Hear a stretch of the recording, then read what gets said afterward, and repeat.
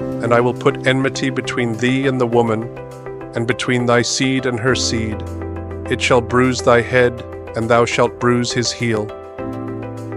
Most people think the story of Jesus starts in Matthew, but the truth is, his story starts in Genesis. The very moment sin entered the world, God gave us a promise, a prophecy. Genesis 3:15 isn't just judgment, it's hope. It's the first crack of light breaking into the darkness.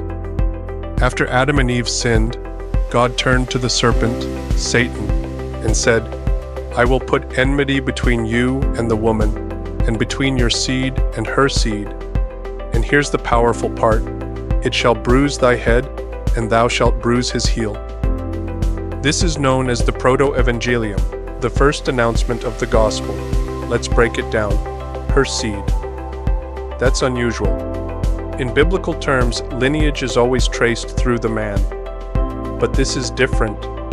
This is a prophecy of a virgin birth, a woman bearing a child without a man's seed. That child is Jesus. He will bruise your head, a fatal blow. Christ would crush the serpent's authority, not just wound him, not just scare him off, destroy him.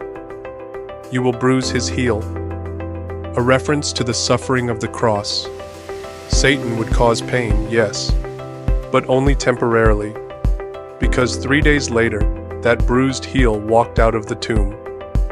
Even in humanity's failure, God speaks of redemption.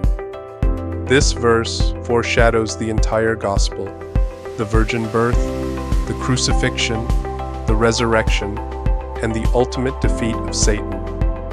And it all starts right here, in the garden. Genesis 3:15 is far more than a verse about a snake in a garden. It's the first promise of redemption, a divine declaration that evil won't have the final say. This is where the gospel begins. Before the flood, before the 10 Commandments, before the manger in Bethlehem, God had already spoken of redemption. So if you've ever wondered whether God planned for your rescue, you don't have to guess. The answer is written into the very beginning. There would be one who comes to restore what was lost.